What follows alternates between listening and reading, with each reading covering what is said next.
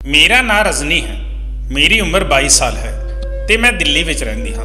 ਮੈਨੂੰ ਪਤਾ ਨਹੀਂ ਕਿਉਂ ਇਦਾਂ ਲੱਗ ਰਿਹਾ ਸੀ ਕਿ ਸਾਰੇ ਨੋਰਮਲ ਹੋ ਕੇ ਵੀ ਨੋਰਮਲ ਨਹੀਂ ਹਨ, ਜਾਂ ਫਿਰ ਇਹ ਸਭ ਕੁਝ ਜ਼ਿਆਦਾ ਦਿਨਾਂ ਦੇ ਲਈ ਨਹੀਂ ਹੈ। ਇਹ ਸਭ ਸੋਚ ਕੇ ਮੇਰੇ ਸਿਰ ਵਿੱਚ ਬੁਰੀ ਤਰ੍ਹਾਂ ਨਾਲ ਦਰਦ ਹੋ ਰਿਹਾ ਸੀ।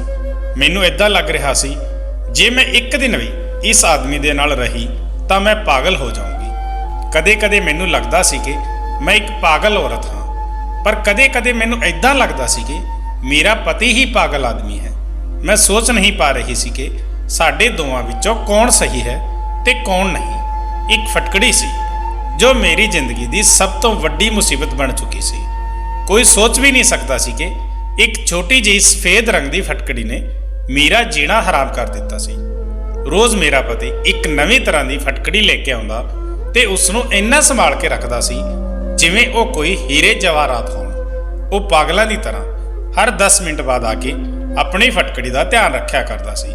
ਕਿਤੇ ਫਟਕੜੀ ਖਰਾਬ ਤਾਂ ਨਹੀਂ ਹੋ ਗਈ, ਜਾਂ ਕਿਤੇ ਕੋਈ ਫਟਕੜੀ ਨੂੰ ਚੋਰੀ ਕਰਕੇ ਤਾਂ ਨਹੀਂ ਲੈ ਗਿਆ, ਕਿਤੇ ਕੋਈ ਚੀਜ਼ ਫਟਕੜੀ ਦੇ ਉੱਪਰ ਤਾਂ ਨਹੀਂ ਡਿੱਗ ਪਈ ਜਿਸ ਨਾਲ ਫਟਕੜੀ ਖਰਾਬ ਹੋ ਜਾਵੇ। ਉਹ ਬਾਰ-ਬਾਰ ਆਪਣੀ ਲਿਆਈ ਹੋਈ ਫਟਕੜੀ ਦਾ ਧਿਆਨ ਰੱਖਦਾ ਰਹਿੰਦਾ ਸੀ। ਕਦੇ ਉਸ ਨੂੰ ਲੋਕਰ ਵਿੱਚ ਰੱਖਦਾ ਤੇ ਕਦੇ ਉਸ ਨੂੰ ਅਲਮਾਰੀ ਵਿੱਚ ਰੱਖ ਦਿੰਦਾ ਤੇ ਕਦੇ ਉਸ ਨੂੰ ਸੂਟਕੇਸ ਵਿੱਚ ਸੰਭਾਲ ਕੇ ਰੱਖ ਦਿੰਦਾ ਸੀ ਤੇ ਕਦੇ ਰਸੋਈ ਵਿੱਚ ਕਿਸੇ ਡੱਬੇ ਵਿੱਚ ਲੁਕਾ ਕੇ ਰੱਖ ਦਿੰਦਾ ਸੀ। ਮੈਂ ਸੋਚ-ਸੋਚ ਕੇ ਪਾਗਲ ਹੋ ਗਈ ਸੀ ਕਿ ਆਖਰ ਇਸ ਫਟਕੜੀ ਵਿੱਚ ਅਜਿਹਾ ਵੀ ਕੀ ਹੈ ਜੋ ਮੇਰਾ ਪਤੀ ਉਸ ਫਟਕੜੀ ਲਈ ਪਾਗਲ ਹੋਇਆ ਜਾ ਰਿਹਾ ਸੀ ਤੇ ਉਸ ਫਟਕੜੀ ਦੀ ਇੰਨੀ ਜ਼ਿਆਦਾ ਪਰਵਾਹ ਸੀ। ਵਿਆਹ ਦੇ ਬਾਅਦ ਮੈਂ ਜਦੋਂ ਨਵੀਂ ਦੁਲਹਨ ਬਣ ਕੇ ਇਸ ਘਰ ਵਿੱਚ ਆਈ ਸੀ ਤਾਂ ਉਦੋਂ ਵੀ ਮੇਰੇ ਪਤੀ ਦੇ ਹੱਥ ਵਿੱਚ ਫਟਕੜੀ ਸੀ। ਉਹ ਮੇਰੇ ਨਾਲ ਗੱਲਾਂ ਕਰਨ ਦੇ ਬਾਅਦ ਆਪਣੀ ਫਟਕੜੀ ਨੂੰ ਲੈ ਕੇ ਬਾਥਰੂਮ ਵਿੱਚ ਚਲਾ ਗਿਆ ਸੀ ਤੇ ਮੇਰੇ ਪਤੀ ਨੂੰ ਗਏ ਹੋਏ 3 ਘੰਟੇ ਹੋ ਗਏ ਸੀ। ਮੈਂ ਆਪਣੇ ਪਤੀ ਦਾ ਬਹੁਤ ਦੇਰ ਤੱਕ ਇੰਤਜ਼ਾਰ ਕਰਦੇ ਸੋ ਗਈ ਸੀ, ਕਿਉਂਕਿ ਮੈਂ ਵੀ ਦੁਲਹਨ ਬਣ ਕੇ ਬਹੁਤ ਥੱਕ ਚੁੱਕੀ ਸੀ। ਇਸ ਲਈ ਮੈਨੂੰ ਨੀਂਦ ਆ ਗਈ ਤੇ ਆਖਰਕਾਰ ਮੈਂ ਆਪਣੇ ਪਤੀ ਦਾ ਕਦੋਂ ਤੱਕ ਇੰਤਜ਼ਾਰ ਕਰ ਸਕਦੀ ਸੀ। ਮੇਰਾ ਪਤੀ ਪਤਾ ਨਹੀਂ ਕਦੋਂ ਬਾਥਰੂਮ ਤੋਂ ਬਾਹਰ ਨਿਕਲਦਾ, ਮੈਂ ਕਦੋਂ ਸੋ ਗਈ ਮੈਨੂੰ ਕੁਝ ਪਤਾ ਹੀ ਨਹੀਂ ਚੱਲਿਆ। ਸਵੇਰ ਨੂੰ ਜਦੋਂ ਮੇਰੀ ਅੱਖ ਖੁੱਲੀ ਤਾਂ ਮੇਰਾ ਪਤੀ ਮੈਨੂੰ ਬਿਸਤਰ ਤੇ ਨਜ਼ਰ ਨਹੀਂ ਆਇਆ। ਮੈਂ ਸੋਚ ਵਿੱਚ ਪੈ ਗਈ ਸੀ ਕਿ ਕੀ ਉਸਨੇ ਸਾਰੀ ਰਾਤ ਬਾਥਰੂਮ ਵਿੱਚ ਹੀ ਬਿਤਾਈ ਸੀ। ਮੈਂ ਬਹੁਤ ਪਰੇਸ਼ਾਨ ਹੋ ਗਈ ਸੀ ਤੇ ਮੈਂ ਦੇਖਿਆ ਕਿ ਉਹ ਬਾਥਰੂਮ ਤੋਂ ਨਿਕਲਿਆ ਤੇ ਉਸਦੇ ਹੱਥ ਵਿੱਚ ਉਹੀ ਥੈਲਾ ਮੌਜੂਦ ਸੀ ਜਿਸ ਦੇ ਅੰਦਰ ਫਟਕੜੀ ਸੀ। ਮੇਰਾ ਪਤੀ ਬਹੁਤ ਦੇਰ ਤੱਕ ਆਪਣੀ ਫਟਕੜੀ ਦੇ ਨਾਲ ਬਾਥਰੂਮ ਵਿੱਚ ਬੰਦ ਰਹਿੰਦਾ ਸੀ ਤੇ ਬਾਹਰ ਆਉਣ ਤੋਂ ਬਾਅਦ ਕਹਿੰਦਾ ਕਿ ਸਾਰੀ ਕਮੀ ਪੂਰੀ ਹੋ ਗਈ ਹੈ ਤੇ ਮੈਂ ਸ਼ਰਮਿੰਦਾ ਹੋ ਜਾਂਦੀ ਸੀ ਕਿ ਪਤਾ ਨਹੀਂ ਉਹ ਕਿੱਦਾਂ ਦੀ ਕਮੀ ਪੂਰੀ ਹੋਣ ਦੀ ਗੱਲ ਕਰ ਰਿਹਾ ਸੀ। ਉਹ ਦਿਨ ਸੀ ਤੇ ਅੱਜ ਦਾ ਦਿਨ ਮੇਰੇ ਵਿਆਹ ਨੂੰ ਲਗਭਗ 3 ਮਹੀਨੇ ਹੋ ਗਏ ਸੀ ਤੇ ਇਹ ਫਟਕੜੀ ਸੀ ਕਿ ਜਿਸ ਦੀ ਕਹਾਣੀ ਅੱਜ ਤੱਕ ਖਤਮ ਹੋਣ ਦਾ ਨਾਂ ਹੀ ਨਹੀਂ ਲੈ ਰਹੀ ਸੀ। ਉਹ ਬਾਰ-ਬਾਰ ਬਾਥਰੂਮ ਵਿੱਚ ਜਾਂਦਾ ਤੇ ਉਹ ਫਟਕੜੀ ਦਾ ਉਹ ਥੈਲਾ ਬਾਥਰੂਮ ਦੇ ਅੰਦਰ ਜਾਂਦੇ ਹੋਏ ਵੀ ਤੇ ਬਾਥਰੂਮ ਦੇ ਬਾਹਰ ਆਉਂਦੇ ਹੋਏ ਵੀ ਉਸਦੇ ਹੱਥ ਵਿੱਚ ਹੀ ਹੁੰਦਾ ਸੀ। ਬਾਥਰੂਮ ਤੋਂ ਲਗਾਤਾਰ ਪਾਣੀ ਡਿੱਗਣ ਦੀ ਆਵਾਜ਼ ਆਉਂਦੀ ਰਹਿੰਦੀ ਸੀ ਤੇ ਜਦੋਂ ਕਾਫੀ ਦੇਰ ਹੋ ਜਾਂਦੀ ਤਾਂ ਮੇਰਾ ਪਤੀ ਬਾਥਰੂਮ ਤੋਂ ਖੁਸ਼ ਹੋ ਕੇ ਬਾਹਰ ਨਿਕਲਦਾ। ਮੈਂ ਤਾਂ ਬਹੁਤ ਅਜੀਬ ਜਿਹੀ ਉਲਝਣ ਵਿੱਚ ਫਸ ਗਈ ਸੀ। ਮੈਂ ਆਪਣੀ ਪਰੇਸ਼ਾਨੀ ਕਿਸੇ ਨੂੰ ਵੀ ਦੱਸ ਨਹੀਂ ਸਕਦੀ ਸੀ। ਮੈਂ ਇਹ ਸੱਚਾਈ ਜਾਣਨ ਲਈ ਇੱਕ ਰਾਤ ਮੈਂ ਬਾਥਰੂਮ ਦੀ ਖਿੜਕੀ ਤੋਂ ਝਾਕ ਕੇ ਦੇਖਿਆ ਤਾਂ ਮੇਰਾ ਦਿਮਾਗ ਫਟ ਗਿਆ ਸੀ ਤੇ ਮੇਰੇ ਹੋਸ਼ ਉੱਡ ਕੇ ਰਹਿ ਗਏ ਸੀ। ਮੇਰੇ ਮਾਤਾ-ਪਿਤਾ ਮੈਨੂੰ ਬਹੁਤ ਪਿਆਰ ਕਰਦੇ ਸੀ ਕਿਉਂਕਿ ਮੈਂ ਉਹਨਾਂ ਦੀ ਲਾਡਲੀ ਕੁੜੀ ਸੀ। ਮੈਂ ਆਪਣੇ ਸਾਰੇ ਭਾਈ ਭੈਣਾਂ ਤੋਂ ਸਭ ਤੋਂ ਛੋਟੀ ਸੀ, ਇਸ ਲਈ ਮੈਨੂੰ ਆਪਣੇ ਮਾਤਾ-ਪਿਤਾ ਦੇ ਨਾਲ ਆਪਣੇ ਵੱਡੇ ਭਾਈ ਭੈਣਾਂ ਦਾ ਵੀ ਬਹੁਤ ਪਿਆਰ ਮਿਲਿਆ ਸੀ। ਮੇਰੇ ਮਾਤਾ-ਪਿਤਾ ਦਾ ਕਹਿਣਾ ਸੀ ਕਿ ਮੈਂ ਬਚਪਨ ਤੋਂ ਹੀ ਬਹੁਤ ਬਿਮਾਰ ਰਹਿੰਦੀ ਸੀ ਤੇ ਮੇਰੇ ਮਾਪੇ ਹਮੇਸ਼ਾ ਮੇਰੇ ਠੀਕ ਹੋਣ ਦੀ ਅਰਦਾਸ ਕਰਦੇ ਰਹਿੰਦੇ ਸੀ। ਬਚਪਨ ਵਿੱਚ ਮੇਰਾ ਬਹੁਤ ਇਲਾਜ ਵੀ ਹੋਇਆ ਸੀ, ਇਸ ਲਈ ਮੈਨੂੰ ਮੇਰੇ ਘਰ ਵਿੱਚ ਸਾਰੇ ਲੋਕ ਬਹੁਤ ਜ਼ਿਆਦਾ ਪਿਆਰ ਕਰਿਆ ਕਰਦੇ ਸੀ। ਮੇਰੇ ਮਾਤਾ-ਪਿਤਾ ਨੇ ਰੱਬ ਅੱਗੇ ਅਰਦਾਸ ਕੀਤੀ ਤੇ ਰੋ ਕੇ ਮੇਰੀ ਜ਼ਿੰਦਗੀ ਦੀ ਭੀਖ ਮੰਗੀ ਸੀ। ਮੇਰੇ ਮਾਤਾ-ਪਿਤਾ ਨੂੰ ਇਹ ਨਹੀਂ ਪਤਾ ਸੀ ਕਿ ਉਹਨਾਂ ਦੀ ਜ਼ਿੰਦਗੀ ਇੰਨੀ ਜਲਦੀ ਉਹਨਾਂ ਨੂੰ ਛੱਡ ਕੇ ਚਲੀ ਜਾਵੇਗੀ ਤੇ ਉਹਨਾਂ ਦੀ ਸਭ ਤੋਂ ਲਾਡਲੀ ਤੇ ਛੋਟੀ ਕੁੜੀ ਉਹਨਾਂ ਦੇ ਪਿੱਛੇ ਅਨਾਥ ਹੋ ਜਾਵੇਗੀ। ਜੇ ਮੇਰੇ ਮਾਤਾ-ਪਿਤਾ ਨੂੰ ਇਹ ਪਤਾ ਹੁੰਦਾ ਤਾਂ ਉਹ ਕਦੇ ਵੀ ਬਚਪਨ ਵਿੱਚ ਮੈਨੂੰ ਨਹੀਂ ਬਚਾਉਂਦੇ। ਮੇਰੇ ਪਰਿਵਾਰ ਵਿੱਚ ਮੇਰੇ ਮਾਤਾ-ਪਿਤਾ ਤੋਂ ਇਲਾਵਾ ਮੇਰਾ ਇੱਕ ਵੱਡਾ ਭਰਾ ਤੇ ਇੱਕ ਵੱਡੀ ਭੈਣ ਵੀ ਸੀ। ਉਹ ਸਾਰੇ ਲੋਕ ਇਕੱਠੇ ਹੀ ਮੈਨੂੰ ਛੱਡ ਕੇ ਇਸ ਦੁਨੀਆ ਤੋਂ ਚਲੇ ਗਏ। ਮੈਂ 7 ਸਾਲ ਦੀ ਸੀ ਜਦੋਂ ਸਾਡਾ ਪੂਰਾ ਪਰਿਵਾਰ ਪਿਕਨਿਕ ਲਈ ਜਾ ਰਿਹਾ ਸੀ। ਉਦੋਂ ਰਸਤੇ ਵਿੱਚ ਅਚਾਨਕ ਸਾਡੀ ਗੱਡੀ ਦਾ ਐਕਸੀਡੈਂਟ ਹੋ ਗਿਆ। ਐਕਸੀਡੈਂਟ ਇੰਨਾ ਜ਼ਿਆਦਾ ਖਤਰਨਾਕ ਸੀ ਕਿ ਮੇਰੇ ਮਾਤਾ-ਪਿਤਾ ਤੇ ਮੇਰੇ ਦੋਵੇਂ ਭੈਣ ਭਾਈ ਦੀ ਮੌਕੇ ਤੇ ਹੀ ਮੌਤ ਹੋ ਗਈ ਸੀ। ਪਰ ਸ਼ਾਇਦ ਰੱਬ ਨੂੰ ਮੈਨੂੰ ਜ਼ਿੰਦਗੀ ਦੇਣੀ ਸੀ, ਇਸ ਲਈ ਮੇਰੇ ਪਰਿਵਾਰ ਦੇ ਸਾਰੇ ਲੋਕਾਂ ਦੀ ਮੌਤ ਹੋ ਜਾਣ ਤੋਂ ਬਾਅਦ मैं इकल्ली बच गई सी। मेरे काफ़ी सੱਟ ਲੱਗੀ ਸੀ, पर मेरी जिंदगी बच गई सी। लोग मैनू देख के हैरान हो गए सी कि ਇਹ ਕੁੜੀ ਕਿਵੇਂ ਬਚ ਗਈ। ਕਹਿੰਦੇ ਹਨ ਕਿ ਜਿਸ ਦੀ ਜ਼ਿੰਦਗੀ ਰੱਬ ਲਿਖ ਦੇਵੇ ਉਸ ਨੂੰ ਕੌਣ ਮਾਰ ਸਕਦਾ ਹੈ। ਤੇ ਕੁਝ ਲੋਕ ਮੈਨੂੰ ਦੇਖ ਕੇ ਬਹੁਤ ਅਫਸੋਸ ਵੀ ਕਰਦੇ ਸੀ ਕਿ ਮੈਂ ਆਪਣੇ ਮਾਤਾ ਪਿਤਾ ਦੇ ਬਿਨਾਂ ਕਿਵੇਂ ਇਸ ਦੁਨੀਆ ਵਿੱਚ ਇਕੱਲੇ ਰਹੂੰਗੀ। ਚੰਗਾ ਤਾਂ ਇਹ ਹੁੰਦਾ ਕਿ ਮੈਂ ਵੀ ਆਪਣੇ ਪਰਿਵਾਰ ਦੇ ਨਾਲ ਹੀ ਦੁਨੀਆ ਤੋਂ ਚਲੀ ਜਾਂਦੀ। ਲੋਕ ਕਹਿ ਰਹੇ ਸੀ ਕਿ ਇਹ ਕੁੜੀ ਹੁਣ ਅਨਾਥ ਹੋ ਕੇ ਆਪਣੀ ਜ਼ਿੰਦਗੀ ਕਿਵੇਂ ਗੁਜ਼ਾਰੇਗੀ, ਕੌਣ ਇਸ ਦੀ ਪਰਵਰਿਸ਼ ਕਰੇਗਾ। ਇਸ ਤਰ੍ਹਾਂ ਨਾਲ ਮੇਰਾ ਪੂਰਾ ਪਰਿਵਾਰ ਖਤਮ ਹੋ ਚੁੱਕਿਆ ਸੀ ਤੇ ਮੈਂ ਇਕੱਲੀ ਹੋ ਗਈ ਸੀ, ਕਿਉਂਕਿ ਮੈਂ ਬਿਲਕੁਲ ਲਾਵਾਰਿਸ ਸੀ। ਮੇਰੇ ਪਿਤਾ ਦੇ ਸੌਤੇਲੇ ਭਾਈ ਨੇ ਮੈਨੂੰ ਆਪਣੇ ਘਰ ਵਿੱਚ ਜਗ੍ਹਾ ਦੇ ਦਿੱਤੀ ਸੀ, ਕਿਉਂਕਿ ਹੋਰ ਕੋਈ ਮੈਨੂੰ ਆਪਣੇ ਨਾਲ ਰੱਖਣ ਦੇ ਲਈ ਤਿਆਰ ਨਹੀਂ ਸੀ। ਤੇ ਮੇਰੀ ਮਾਂ ਦੇ ਰਿਸ਼ਤੇਦਾਰ ਤਾਂ ਡਰ ਦੀ ਵਜ੍ਹਾ ਨਾਲ ਕਦੇ ਸਾਡੇ ਘਰ ਵਿੱਚ ਅਫਸੋਸ ਕਰਨ ਲਈ ਵੀ ਨਹੀਂ ਆਏ ਸੀ। ਮੈਂ ਆਪਣੇ ਚਾਚਾ ਚਾਚੀ ਦੇ ਘਰ ਵਿੱਚ ਰਹਿਣ ਲੱਗੀ ਤੇ ਉਹਨਾਂ ਦੀਆਂ ਕੁੜੀਆਂ ਦੇ ਕੱਪੜੇ ਪਹਿਨ ਕੇ, ਉਹਨਾਂ ਦਾ ਬਚਿਆ ਹੋਇਆ ਖਾਣਾ ਖਾ ਕੇ ਆਪਣਾ ਗੁਜ਼ਾਰਾ ਕਰ ਰਹੀ ਸੀ। ਉਹ ਲੋਕ ਮੈਨੂੰ ਬਹੁਤ ਤਾਨੇ ਵੀ ਦਿਆ ਕਰਦੇ ਸੀ। ਉਹਨਾਂ ਲੋਕਾਂ ਦੇ ਤਾਨੇ ਸੁਣ ਕੇ ਹੀ ਮੈਂ ਜਵਾਨ ਹੋ ਗਈ ਸੀ ਤੇ ਇਸ ਤਰ੍ਹਾਂ ਨਾਲ ਸਮਾਂ ਤੇਜ਼ੀ ਨਾਲ ਗੁਜ਼ਰਦਾ ਚਲਾ ਗਿਆ ਤੇ ਮੇਰੇ ਵਿਆਹ ਦੀ ਉਮਰ ਹੋ ਗਈ। ਮੇਰੇ ਲਈ ਬਹੁਤ ਸਾਰੇ ਰਿਸ਼ਤੇ ਵੀ ਆਉਣ ਲੱਗੇ। ਮੈਨੂੰ ਇਦਾਂ ਲੱਗਦਾ ਸੀ ਕਿ ਮੇਰੇ ਲਈ ਰਿਸ਼ਤੇ ਆਉਂਦੇ ਹੀ ਮੇਰੀ ਚਾਚੀ ਪਰੇਸ਼ਾਨੀ ਵਿੱਚ ਆ ਜਾਂਦੀ ਸੀ। ਮੇਰੀ ਚਾਚੀ ਨੇ ਮੇਰੇ ਤੋਂ ਜਾਨ ਛਡਾਉਣ ਲਈ ਮੇਰਾ ਵਿਆਹ ਇੱਕ ਅਜਿਹੇ ਇਨਸਾਨ ਨਾਲ ਕਰ ਦਿੱਤਾ ਸੀ ਜਿਸ ਨੂੰ ਮੈਂ ਜਾਣਦੀ ਤੱਕ ਨਹੀਂ ਸੀ। ਫਿਰ ਵੀ ਮੈਂ ਸੋਚਿਆ ਚਾਚੀ ਦੇ ਘਰ ਵਿੱਚ ਮੈਨੂੰ ਸਾਰਾ ਦਿਨ ਨੌਕਰਾਣੀਆਂ ਦੀ ਤਰ੍ਹਾਂ ਕੰਮ ਕਰਨਾ ਪੈਂਦਾ ਸੀ। ਇਸ ਤੋਂ ਚੰਗਾ ਇਹੀ ਹੋਵੇਗਾ ਕਿ ਮੈਂ ਆਪਣੇ ਪਤੀ ਦੇ ਘਰ ਕੰਮ ਕਰਾਂ ਤੇ ਉਸ ਦੀ ਸੇਵਾ ਕਰਾਂ। ਜਦੋਂ ਮੈਂ ਆਪਣੇ ਹੋਣ ਵਾਲੇ ਪਤੀ ਨੂੰ ਦੇਖਿਆ ਤਾਂ ਮੁੰਡਾ ਬਹੁਤ ਸੋਹਣਾ ਸੁਨੱਖਾ ਸੀ, ਇਸ ਲਈ ਮੈਂ ਬੇਫਿਕਰ ਹੋ ਗਈ ਸੀ। ਫਿਰ ਸੁਣਿਆ ਕਿ ਮੁੰਡੇ ਵਾਲਿਆਂ ਦਾ ਆਪਣਾ ਘਰ ਹੈ ਤਾਂ ਇਸ ਗੱਲ ਨਾਲ ਮੈਂ ਹੋਰ ਵੀ ਜ਼ਿਆਦਾ ਖੁਸ਼ ਹੋ ਗਈ ਸੀ। ਚਾਚੀ ਨੇ ਤਾਂ ਆਪਣੀ ਜਾਨ ਤੋਂ ਛੁਟਕਾਰਾ ਪਾਉਣ ਲਈ ਮੇਰਾ ਵਿਆਹ ਜਲਦਬਾਜ਼ੀ ਵਿੱਚ ਕਰ ਦਿੱਤਾ ਸੀ, ਕਿਉਂਕਿ ਮੈਂ ਬਹੁਤ ਜ਼ਿਆਦਾ ਸੋਹਣੀ ਸੀ ਤੇ ਮੇਰੀ ਚਾਚੀ ਦੀਆਂ ਕੁੜੀਆਂ ਮੇਰੇ ਤੋਂ ਜ਼ਿਆਦਾ ਸੋਹਣੀਆਂ ਨਹੀਂ ਸੀ। ਇਸ ਲਈ ਚਾਚੀ ਇਸ ਜਲਨ ਦੀ ਵਜ੍ਹਾ ਨਾਲ ਮੈਨੂੰ ਜਲਦੀ ਤੋਂ ਜਲਦੀ ਵਿਦਾ ਕਰਨਾ ਚਾਹੁੰਦੀ ਸੀ ਤਾਂ ਕਿ ਉਹਨਾਂ ਦੀਆਂ ਕੁੜੀਆਂ ਲਈ ਅੱਗੇ ਦਾ ਰਸਤਾ ਸਾਫ਼ ਹੋ ਜਾਵੇ। ਵਿਦਾਈ ਸਮੇਂ ਚਾਚੀ ਨੇ ਮੈਨੂੰ ਕਿਹਾ ਕਿ ਹੁਣ ਆਪਣੇ ਸਹੁਰੇ ਵਿੱਚ ਹੀ ਰਹਿਣਾ, ਮੇਰੇ ਘਰ ਆਉਣ ਦੀ ਕੋਈ ਜ਼ਰੂਰਤ ਨਹੀਂ ਹੈ। ਮੇਰੇ ਕੋਲ ਤਾਂ ਇੰਨੇ ਪੈਸੇ ਨਹੀਂ ਹਨ ਕਿ ਮੈਂ ਤੇਰਾ ਖਰਚਾ ਉਠਾ ਲਵਾਂ। ਜਿਵੇਂ ਦੀ ਵੀ ਹਾਲਾਤ ਹੋਣ ਤੈਨੂੰ ਆਪਣੇ ਸਹੁਰੇ ਵਿੱਚ ਹੀ ਰਹਿਣਾ ਹੈ ਤੇ ਜੇ ਆਪਣੇ ਸਹੁਰੇ ਵਿੱਚ ਤੈਨੂੰ ਕੋਈ ਪਰੇਸ਼ਾਨੀ ਲੱਗੇ ਤਾਂ ਚੁੱਪਚਾਪ ਉਸ ਨੂੰ ਬਰਦਾਸ਼ਤ ਕਰਨਾ। ਤਲਾਕਸ਼ੁਦਾ ਬਣ ਕੇ ਮੇਰੇ ਘਰ ਵਿੱਚ ਆਉਣ ਦੀ ਕੋਈ ਜ਼ਰੂਰਤ ਨਹੀਂ ਹੈ। ਚਾਚੀ ਦੀ ਇਸ ਗੱਲ ਨੇ ਮੈਨੂੰ ਬਹੁਤ ਪਰੇਸ਼ਾਨ ਕਰ ਦਿੱਤਾ ਸੀ। ਪਤਾ ਨਹੀਂ ਉਹ ਮੇਰੇ ਨਾਲ ਇਸ ਤਰ੍ਹਾਂ ਦੀਆਂ ਗੱਲਾਂ ਕਿਉਂ ਕਰ ਰਹੀ ਸੀ। ਹਾਲੇ ਤਾਂ ਮੇਰੀ ਵਿਦਾਈ ਵੀ ਪੂਰੀ ਤਰ੍ਹਾਂ ਨਹੀਂ ਹੋਈ ਸੀ ਤੇ ਉਹ ਤਲਾਕ ਤੱਕ ਪਹੁੰਚ ਗਈ ਸੀ। ਆਖਰ ਉਹ ਜਿਹਾ ਕਿਉਂ ਕਹਿ ਰਹੀ ਸੀ? ਕਿ ਮੁੰਡੇ ਵਿੱਚ ਕੋਈ ਖਰਾਬੀ ਸੀ ਜਾਂ ਉਸਦੇ ਘਰ ਵਾਲਿਆਂ ਵਿੱਚ ਕੋਈ ਗੜਬੜ ਸੀ? ਮੇਰੇ ਦਿਮਾਗ ਵਿੱਚ ਅਜੀਬੋ-ਗਰੀਬ ਤਰ੍ਹਾਂ ਦੇ ਸਵਾਲ ਪੈਦਾ ਹੋਣ ਲੱਗੇ ਸੀ ਤੇ ਇਹਨਾਂ ਸਵਾਲਾਂ ਨੂੰ ਸੋਚਦੇ ਹੋਏ ਜਦੋਂ ਮੈਂ ਵਿਦਾ ਹੋ ਕੇ ਆਪਣੇ ਸਹੁਰੇ ਚਲੀ ਗਈ ਤਾਂ ਵਿਆਹ ਦੀ ਪਹਿਲੀ ਰਾਤ ਹੀ ਮੈਨੂੰ ਅੰਦਾਜ਼ਾ ਹੋ ਗਿਆ ਸੀ ਕਿ ਚਾਚੀ ਇਸ ਤਰ੍ਹਾਂ ਦੀ ਗੱਲ ਕਿਉਂ ਕਰ ਰਹੀ ਸੀ। ਜਿਸ ਕੁੜੀ ਦੇ ਪਤੀ ਨੇ ਵਿਆਹ ਦੀ ਪਹਿਲੀ ਰਾਤ ਉਸਦੇ ਨਾਲ ਸੰਬੰਧ ਬਣਾਉਣ ਦੀ ਬਜਾਏ ਸਾਰੀ ਰਾਤ ਬਾਥਰੂਮ ਵਿੱਚ ਹੀ ਗੁਜ਼ਾਰ ਦਿੱਤੀ ਤਾਂ ਉਸਦੀ ਦਿਮਾਗੀ ਹਾਲਤ ਕੀ ਹੋਵੇਗੀ। ਸ਼ਰਮ ਦੀ ਵਜ੍ਹਾ ਨਾਲ ਇਹ ਸਵਾਲ ਮੈਂ ਆਪਣੇ ਪਤੀ ਨਾਲ ਨਹੀਂ ਕਰ ਸਕਦੀ ਸੀ, ਕਿਉਂਕਿ ਮੈਂ ਨਵੀਂ ਨਵੇਲੀ ਦੁਲਹਨ ਸੀ ਤੇ ਨਵੀਂ ਨਵੇਲੀ ਦੁਲਹਨ ਅਜਿਹੀ ਗੱਲ ਕਹਿੰਦੀ ਕਿ ਉਹਨਾਂ ਨੇ ਇਦਾਂ ਕਿਉਂ ਨਹੀਂ ਕੀਤਾ ਤੇ ਸਾਰੀ ਰਾਤ ਬਾਥਰੂਮ ਵਿੱਚ ਕਿਉਂ ਰਹੇ ਤਾਂ ਇਹ ਗੱਲ ਗਲਤ ਹੋ ਜਾਂਦੀ। ਮੈਂ ਸੋਚਿਆ ਕਿ ਮੈਂ ਤਾਂ ਸੋ ਗਈ ਸੀ, ਹੋ ਸਕਦਾ ਹੈ ਕਿ ਉਹ ਵੀ ਆ ਕੇ ਸੋ ਗਏ ਹੋਣਗੇ। ਸ਼ਾਇਦ ਬਹੁਤ ਸਵੇਰ ਨੂੰ ਦੁਬਾਰਾ ਬਾਥਰੂਮ ਵਿੱਚ ਨਹਾਉਣ ਲਈ ਚਲੇ ਗਏ ਹੋਣਗੇ। ਹੁਣ ਬਸ ਇਹੀ ਸੋਚ ਕੇ ਮੈਂ ਆਪਣੇ ਦਿਲ ਨੂੰ ਤਸੱਲੀ ਦੇ ਦਿੱਤੀ, ਪਰ ਮੇਰੀ ਇਹ ਤਸੱਲੀ ਕਿਸੇ ਵੀ ਕੰਮ ਨਹੀਂ ਆਈ ਸੀ। ਹੁਣ ਰੋਜ਼ਾਨਾ ਕਮਰੇ ਵਿੱਚ ਮੇਰਾ ਪਤੀ ਇਸੇ ਤਰ੍ਹਾਂ ਦੀਆਂ ਅਜੀਬੋ-ਗਰੀਬ ਹਰਕਤਾਂ ਕਰਨ ਲੱਗਿਆ ਸੀ। ਵਿਆਹ ਨੂੰ 1 ਮਹੀਨਾ ਪੂਰਾ ਹੁੰਦੇ ਹੀ ਮੇਰੀ ਸੱਸ ਨੇ ਪੋਤਾ ਪੋਤੀ ਦੀ ਜਿੱਦ ਲਗਾ ਲਈ ਸੀ। ਮੇਰੀ ਸੱਸ ਨੂੰ ਤਾਂ ਇਹ ਵੀ ਨਹੀਂ ਪਤਾ ਸੀ ਕਿ 1 ਮਹੀਨੇ ਵਿੱਚ ਇੱਕ ਵੀ ਦਿਨ ਉਹਨਾਂ ਦੇ ਮੁੰਡੇ ਨੇ ਮੈਨੂੰ ਹੱਥ ਤੱਕ ਨਹੀਂ ਲਗਾਇਆ ਸੀ। ਉਹਨਾਂ ਦਾ ਮੁੰਡਾ ਪਤਾ ਨਹੀਂ ਕਿਹੜੀਆਂ ਹਰਕਤਾਂ ਵਿੱਚ ਲੱਗਿਆ ਰਹਿੰਦਾ ਸੀ ਤੇ ਮੈਂ ਸ਼ਰਮ ਦੀ ਵਜ੍ਹਾ ਨਾਲ ਇਹ ਗੱਲ ਕਿਸੇ ਨੂੰ ਕਹਿ ਵੀ ਨਹੀਂ ਸਕਦੀ ਸੀ। 1 ਮਹੀਨੇ ਬਾਅਦ ਜਦੋਂ ਮੈਂ ਚਾਚੀ ਨੂੰ ਮਿਲਣ ਉਹਨਾਂ ਦੇ ਘਰ ਗਈ ਤਾਂ ਚਾਚੀ ਮੈਨੂੰ ਦੇਖ ਕੇ ਪਰੇਸ਼ਾਨ ਹੋ ਗਈ ਤੇ ਇੱਕਦਮ ਮੈਨੂੰ ਸਵਾਲ ਕੀਤਾ ਕਿ ਮੈਂ ਆਪਣਾ ਘਰ ਛੱਡ ਕੇ ਤਾਂ ਨਹੀਂ ਆਈ। ਚਾਚੀ ਦੇ ਇਸ ਸਵਾਲ ਤੇ ਮੈਂ ਬਹੁਤ ਹੈਰਾਨੀ ਨਾਲ ਉਹਨਾਂ ਵੱਲ ਦੇਖਿਆ। ਮੇਰੀ ਵਿਦਾਈ ਦੇ ਸਮੇਂ ਵੀ ਉਹਨਾਂ ਦਾ ਮੇਰੇ ਨਾਲ ਇਹੀ ਵਰਤਾਵ ਸੀ ਤੇ ਮੈਂ ਪੂਰੇ 1 ਮਹੀਨੇ ਬਾਅਦ ਉਹਨਾਂ ਨੂੰ ਮਿਲਣ ਆਈ ਸੀ। ਉਦੋਂ ਵੀ ਉਹ ਮੇਰੇ ਨਾਲ ਅਜਿਹੀਆਂ ਅਜੀਬੋ-ਗਰੀਬ ਗੱਲਾਂ ਕਰ ਰਹੀ ਸੀ। ਮੈਂ ਚਾਚੀ ਨੂੰ ਕਿਹਾ ਕਿ ਨਹੀਂ, ਮੈਂ ਤਾਂ ਸਿਰਫ ਤੁਹਾਨੂੰ ਮਿਲਣ ਲਈ ਇੱਥੇ ਆਈ ਹਾਂ। ਮੈਨੂੰ ਉਹਨਾਂ ਦੀ ਗੱਲ ਨਾਲ ਬਹੁਤ ਦੁੱਖ ਪਹੁੰਚਿਆ ਸੀ।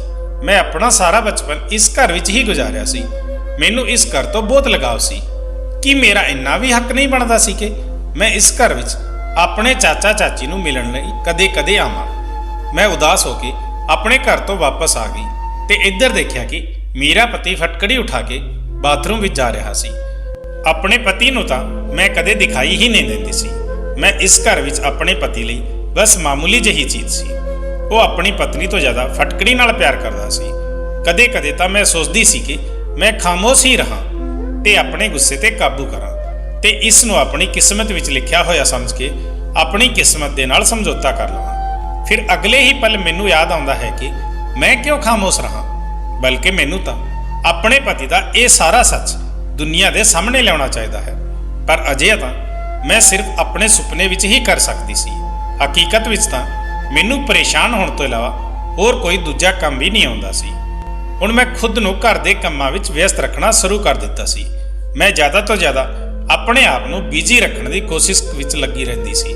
ਹੁਣ ਮੇਰਾ ਸਾਰਾ ਧਿਆਨ ਘਰ ਵਾਲਿਆਂ ਦੇ ਕੱਪੜੇ ਧੋਣ, ਖਾਣਾ ਬਣਾਉਣ ਤੇ ਘਰ ਦੀ ਸਾਫ਼ ਸਫਾਈ ਕਰਨ ਵਿੱਚ ਹੀ ਲੱਗਿਆ ਰਹਿੰਦਾ ਸੀ। ਮੈਂ ਚਾਚੀ ਦੇ ਘਰ ਵਿੱਚ ਵੀ ਨੌਕਰਾਨੀ ਸੀ ਤੇ ਆਪਣੇ ਸਹੁਰੇ ਵਿੱਚ ਆ ਕੇ ਵੀ ਨੌਕਰਾਨੀਆਂ ਦੀ ਹੀ ਜ਼ਿੰਦਗੀ ਗੁਜ਼ਾਰ ਰਹੀ ਸੀ। ਫਿਰ ਮੈਂ ਸੋਚਿਆ ਕਿ ਆਖਿਰਕਾਰ ਮੈਂ ਕਦੋਂ ਤੱਕ ਇਸ ਤਰ੍ਹਾਂ ਦੀ ਜ਼ਿੰਦਗੀ ਗੁਜ਼ਾਰੂੰਗੀ। ਮੈਨੂੰ ਆਪਣੇ ਪਤੀ ਨਾਲ ਗੱਲ ਕਰਨੀ ਹੀ ਹੋਵੇਗੀ। ਇੱਕ ਦਿਨ ਮੈਂ ਬੰਦ ਸ਼ਬਦਾਂ ਵਿੱਚ ਆਪਣੇ ਪਤੀ ਨੂੰ ਇਹ ਗੱਲ ਸਮਝਾ ਦਿੱਤੀ ਸੀ ਕਿ ਉਹਨਾਂ ਦੀ ਮਾਂ ਮੈਨੂੰ ਪੋਤਾ ਪੋਤੀ ਦੀ ਡਿਮਾਂਡ ਕਰਦੀ ਹੈ। ਇਹ ਗੱਲ ਸੁਣ ਕੇ ਮੇਰੇ ਪਤੀ ਨੂੰ ਕਰੰਟ ਜਿਹਾ ਲੱਗ ਗਿਆ ਸੀ। ਉਹਨਾਂ ਨੇ ਤੁਰੰਤ ਹੀ ਕਿਹਾ ਕਿ ਹਾਲੇ ਇਦਾਂ ਕੁਝ ਵੀ ਨਹੀਂ ਹੋ ਸਕਦਾ ਤੇ ਅਜੇ ਇਹ ਬਿਲਕੁਲ ਮੁਮਕਿਨ ਨਹੀਂ ਹੈ। ਇੰਨਾ ਕਹਿ ਕੇ ਉਹ ਕਮਰੇ ਤੋਂ ਬਾਹਰ ਚਲੇ ਗਏ ਤਾਂ ਮੈਂ ਆਪਣਾ ਸਿਰ ਫੜ ਕੇ ਬੈਠ ਗਈ, ਕਿਉਂਕਿ ਮੈਨੂੰ ਆਪਣੇ ਪਤੀ ਤੇ ਪਹਿਲਾਂ ਤੋਂ ਹੀ ਸ਼ੱਕ ਸੀ ਤੇ ਹੁਣ ਮੈਨੂੰ ਚੰਗੀ ਤਰ੍ਹਾਂ ਨਾਲ ਯਕੀਨ ਹੋ ਗਿਆ ਸੀ ਕਿ ਮੇਰਾ ਪਤੀ ਨਾਮਰਦ ਹੈ। ਉਹ ਫਟਕੜੀ ਦਾ ਬਹਾਨਾ ਬਣਾ ਕੇ ਰੋਜ਼ ਰਾਤ ਨੂੰ ਬਾਥਰੂਮ ਵਿੱਚ ਚਲਾ ਜਾਂਦਾ ਤੇ ਫਿਰ ਮੇਰੇ ਸੌਣ ਦਾ ਇੰਤਜ਼ਾਰ ਕਰਦਾ ਹੈ ਤੇ ਜਦੋਂ ਮੈਂ ਸੋ ਜਾਂਦੀ ਹਾਂ ਤਾਂ ਉਹ ਬਾਥਰੂਮ ਤੋਂ ਬਾਹਰ ਨਿਕਲ ਆਉਂਦਾ ਹੈ। ਉਹ ਅਜਿਹਾ ਹੀ ਕਰਦਾ ਹੈ। ਨਹੀਂ ਕੋਈ ਮਰਦ ਅਜਿਹਾ ਨਹੀਂ ਹੁੰਦਾ ਜੋ ਆਪਣੀ ਨਵੀਂ ਨਵੇਲੀ ਦੁਲਹਨ ਨੂੰ ਇਕੱਲਾ ਛੱਡ ਕੇ ਇਸ ਤਰ੍ਹਾਂ ਨਾਲ ਸਾਰੀ ਰਾਤ ਖੁਦ ਨੂੰ ਬਾਥਰੂਮ ਵਿੱਚ ਬੰਦ ਨਹੀਂ ਰੱਖਦਾ। ਮੈਂ ਸੋਚਿਆ ਹੁਣ ਮੈਨੂੰ ਆਪਣੇ ਪਤੀ ਦੇ ਇਸ ਰਾਜ਼ ਤੋਂ ਪਰਦਾ ਹਟਾਉਣਾ ਹੀ ਹੋਵੇਗਾ ਤੇ ਮੈਂ ਸੱਚ ਜਾਣ ਕੇ ਹੀ ਰਹੂੰਗੀ ਤੇ ਇਹੀ ਸਾਰਾ ਸੱਚ ਮੈਂ ਸਭ ਲੋਕਾਂ ਦੇ ਸਾਹਮਣੇ ਲੈ ਕੇ ਆਉਂਗੀ। ਇੱਕ ਦਿਨ ਰਾਤ ਦੇ ਸਮੇਂ ਮੈਂ ਸੋਚਿਆ ਕਿ ਮੈਂ ਸੌਣ ਦਾ ਨਾਟਕ ਕਰਦੀ ਹਾਂ ਤੇ ਦੇਖਦੀ ਹਾਂ ਕਿ ਮੇਰਾ ਪਤੀ ਰਾਤ ਵਿੱਚ ਕੀ ਕਰਦਾ ਹੈ। ਮੈਂ ਆਪਣੇ ਪਤੀ ਨੂੰ ਕਿਹਾ ਕਿ ਮੈਨੂੰ ਬਹੁਤ ਨੀਂਦ ਆ ਰਹੀ ਹੈ ਤੇ ਮੇਰੀ ਤਬੀਅਤ ਠੀਕ ਨਹੀਂ ਹੈ। ਮੇਰਾ ਸਰ ਦਰਦ ਨਾਲ ਬੁਰੀ ਤਰ੍ਹਾਂ ਫਟਿਆ ਜਾ ਰਿਹਾ ਹੈ, ਇਸ ਲਈ ਮੈਨੂੰ ਜਗਾਉਣ ਦੀ ਕੋਸ਼ਿਸ਼ ਨਾ ਕਰਨਾ। ਮੇਰੀ ਇਹ ਗੱਲ ਸੁਣ ਕੇ ਤਾਂ ਮੇਰੇ ਪਤੀ ਦੇ ਚਿਹਰੇ ਤੇ ਅਜੀਬ ਜਿਹੀ ਮੁਸਕਰਾਹਟ ਆ ਗਈ ਸੀ, ਜਿਵੇਂ ਕਿ ਉਹਨਾਂ ਨੂੰ ਇੰਤਜ਼ਾਰ ਹੋਵੇ ਕਿ ਮੈਂ ਜਲਦੀ ਨਾਲ ਹੀ ਸੋ ਜਾਵਾਂ। ਮੇਰੇ ਪਤੀ ਨੇ ਮੈਨੂੰ ਕਿਹਾ ਕਿ ਠੀਕ ਹੈ, ਜੇ ਤੇਰੀ ਤਬੀਅਤ ਠੀਕ ਨਹੀਂ ਹੈ ਤੂੰ ਜਲਦੀ ਸੋ ਜਾਣਾ, ਮੈਂ ਤੈਨੂੰ ਬਿਲਕੁਲ ਵੀ ਤੰਗ ਨਹੀਂ ਕਰੂੰਗਾ। ਉਸਨੇ ਕਮਰੇ ਦੀ ਲਾਈਟ ਬੰਦ ਕਰ ਦਿੱਤੀ ਤੇ ਕਮਰੇ ਤੋਂ ਬਾਹਰ ਨਿਕਲ ਗਿਆ। ਇਹ ਸੱਚ ਸੀ ਕਿ ਮੈਨੂੰ ਲੇਟਦੇ ਹੀ ਨੀਂਦ ਆ ਜਾਂਦੀ ਸੀ, ਕਿਉਂਕਿ ਮੈਂ ਸਾਰਾ ਦਿਨ ਬਹੁਤ ਕੰਮ ਕਰਦੀ ਸੀ ਤੇ ਥਕਾਨ ਤੋਂ ਚੂਰ ਹੋ ਕੇ ਜਦੋਂ ਮੈਂ ਆਪਣੇ ਬਿਸਤਰ ਤੇ ਸੌਣ ਲਈ ਲੇਟ ਜਾਂਦੀ ਸੀ ਤਾਂ ਮੈਨੂੰ ਤੁਰੰਤ ਹੀ ਨੀਂਦ ਆ ਜਾਂਦੀ ਸੀ। ਪਰ ਮੈਂ ਅੱਜ ਬਹੁਤ ਕੋਸ਼ਿਸ਼ ਕਰ ਰਹੀ ਸੀ ਕਿ ਮੈਂ ਜਾਗਦੀ ਰਹਾਂ, ਪਰ ਮੇਰਾ ਨੀਂਦ ਤੇ ਕੋਈ ਬਸ ਹੀ ਨਹੀਂ ਸੀ। ਅੱਜ ਮੈਂ ਸੋਚਿਆ ਕਿ ਦਿਨ ਵਿੱਚ ਜਦੋਂ ਮੇਰਾ ਪਤੀ ਘਰ ਵਿੱਚ ਸੀ ਤਾਂ ਮੈਂ ਉਸ ਨੂੰ ਕਿਹਾ ਕਿ ਮੇਰੀ ਤਬੀਅਤ ਠੀਕ ਨਹੀਂ ਹੈ ਤੇ ਮੈਂ ਸੌਣਾ ਚਾਹੁੰਦੀ ਹਾਂ। ਤਾਂ ਉਹਨਾਂ ਨੇ ਮੈਨੂੰ ਕਿਹਾ ਕਿ ਠੀਕ ਹੈ, ਘਰ ਦਾ ਕੰਮ ਕੋਈ ਵੀ ਕਰ ਲਵੇਗਾ, ਤੂੰ ਆਰਾਮ ਨਾਲ ਸੋ ਜਾ। ਮੇਰੀ ਸੱਸ ਨੂੰ ਲੱਗਿਆ ਕਿ ਮੈਂ ਪ੍ਰੈਗਨੈਂਟ ਹਾਂ ਤੇ ਮੇਰੀ ਤਬੀਅਤ ਠੀਕ ਨਹੀਂ ਹੈ, ਇਸ ਲਈ ਮੈਂ ਆਰਾਮ ਕਰ ਰਹੀ ਹਾਂ ਤੇ ਮੇਰੀ ਸੱਸ ਨੇ ਵੀ ਮੈਨੂੰ ਕਿਸੇ ਕੰਮ ਲਈ ਨਹੀਂ ਕਿਹਾ ਸੀ, ਨਹੀਂ ਤਾਂ ਮੈਨੂੰ ਆਰਾਮ ਕਰਨ ਦਾ ਮੌਕਾ ਹੀ ਨਹੀਂ ਮਿਲਦਾ ਸੀ। ਮੈਂ ਦਿਨ ਵਿੱਚ ਹੀ ਨੀਂਦ ਪੂਰੀ ਕਰ ਲਈ ਸੀ। ਮੈਂ ਜੀ ਭਰ ਕੇ ਸੋਈ ਸੀ ਤਾਂ ਕਿ ਮੈਂ ਰਾਤ ਨੂੰ ਦੇਰ ਤੱਕ ਜਾਗ ਸਕਾਂ। ਮੈਂ ਲਗਭਗ 1 ਘੰਟੇ ਤੱਕ ਪਤੀ ਦਾ ਇੰਤਜ਼ਾਰ ਕਰਦੀ ਰਹੀ। 1 ਘੰਟੇ ਬਾਅਦ ਜਦੋਂ ਮੇਰਾ ਪਤੀ ਕਮਰੇ ਵਿੱਚ ਆਇਆ ਤਾਂ ਮੈਂ ਅਜਿਹੀ ਹੋ ਗਈ ਜਿਵੇਂ ਮੈਂ ਗੂੜੀ ਨੀਂਦ ਵਿੱਚ ਸੋ ਰਹੀ ਹਾਂ। ਮੈਂ ਦੇਖਿਆ ਕਿ ਉਹ ਫਟਕੜੀ ਵਾਲਾ ਥੈਲਾ ਲੈ ਕੇ ਬਾਹਰ ਚਲਾ ਗਿਆ। ਜਦੋਂ ਉਹਨਾਂ ਨੇ ਬਾਥਰੂਮ ਦਾ ਦਰਵਾਜ਼ਾ ਬੰਦ ਕੀਤਾ ਤਾਂ ਮੈਂ ਤੁਰੰਤ ਹੀ ਉੱਠ ਗਈ। ਮੈਨੂੰ ਡਰ ਨਹੀਂ ਸੀ ਕਿ ਉਹ ਬਾਹਰ ਆਉਣਗੇ, ਕਿਉਂਕਿ ਮੈਨੂੰ ਪਤਾ ਸੀ ਹੁਣ ਉਹ ਬਹੁਤ ਦੇਰ ਤੱਕ ਬਾਹਰ ਆਉਣ ਵਾਲੇ ਨਹੀਂ ਹਨ। ਮੈਂ ਘਰ ਦੇ ਬੈਕ ਸਾਈਡ ਵਾਲੇ ਹਿੱਸੇ ਵੱਲ ਜਾਣ ਲੱਗੀ ਤੇ ਚੋਰਾਂ ਦੀ ਤਰ੍ਹਾਂ ਹੌਲੀ-ਹੌਲੀ ਖੜੀ ਹੋਈ ਸੀ। ਉੱਥੇ ਬਾਥਰੂਮ ਦੀ ਖਿੜਕੀ ਵੀ ਸੀ, ਪਰ ਬਾਥਰੂਮ ਦੀ ਖਿੜਕੀ ਬਹੁਤ ਉਚਾਈ ਤੇ ਸੀ ਤੇ ਉਸ ਖਿੜਕੀ ਤੋਂ ਮੈਂ ਅੰਦਰ ਤੱਕ ਨਹੀਂ ਦੇਖ ਸਕਦੀ ਸੀ, ਕਿਉਂਕਿ ਖਿੜਕੀ ਦੇ ਉਚਾਈ ਦੇ ਹਿਸਾਬ ਨਾਲ ਮੇਰਾ ਕੱਦ ਬਹੁਤ ਛੋਟਾ ਰਹਿ ਗਿਆ ਸੀ। ਪਰ ਮੈਂ ਜਲਦੀ ਨਾਲ ਜਾ ਕੇ ਇੱਕ ਕੁਰਸੀ ਲੈ ਕੇ ਆਈ ਤੇ ਮੈਂ ਉਹ ਕੁਰਸੀ ਰੱਖੀ ਤੇ ਉਸ ਤੇ ਖੜੀ ਹੋ ਗਈ। ਉਸ ਸਮੇਂ ਰਾਤ ਦੇ 2 ਵਜ ਰਹੇ ਸੀ ਤੇ ਘਰ ਦੇ ਸਾਰੇ ਲੋਕ ਸੋ ਚੁੱਕੇ ਸੀ। ਕਿਸੇ ਦੀ ਵੀ ਨਜ਼ਰ ਮੇਰੇ ਤੇ ਨਹੀਂ ਪੈ ਸਕਦੀ ਸੀ, ਪਰ ਮੈਨੂੰ ਫਿਰ ਵੀ ਬਹੁਤ ਡਰ ਲੱਗ ਰਿਹਾ ਸੀ ਤੇ ਡਰ ਦੀ ਵਜ੍ਹਾ ਨਾਲ ਮੇਰਾ ਸਰੀਰ ਕੰਬ ਰਿਹਾ ਸੀ। ਮੈਂ ਉੱਥੋਂ ਕੁਰਸੀ ਉਠਾ ਕੇ ਖਿੜਕੀ ਦੇ ਕੋਲ ਆਈ ਤੇ ਕੁਰਸੀ ਤੇ ਚੜ ਕੇ ਖਿੜਕੀ ਦੇ ਅੰਦਰ ਦੇਖਣ ਲੱਗੀ ਕਿ ਆਖਰ ਮੇਰਾ ਪਤੀ ਇੰਨੀ ਦੇਰ ਤੱਕ ਬਾਥਰੂਮ ਵਿੱਚ ਕੀ ਕਰਦਾ ਹੈ।